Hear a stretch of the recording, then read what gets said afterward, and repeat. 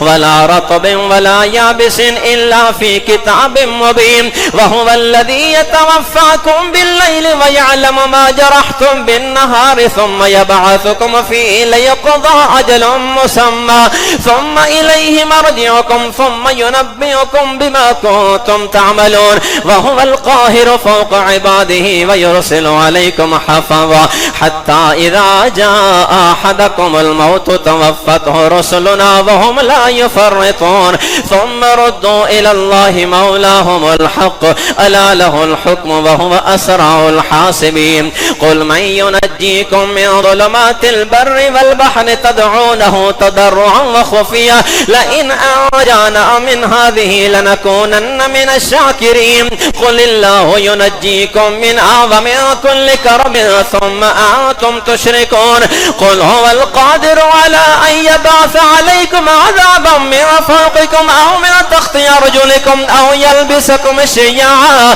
ويذيق بعضكم بأس بعض انظر كيف نصرف الآيات لعلهم يفقهون.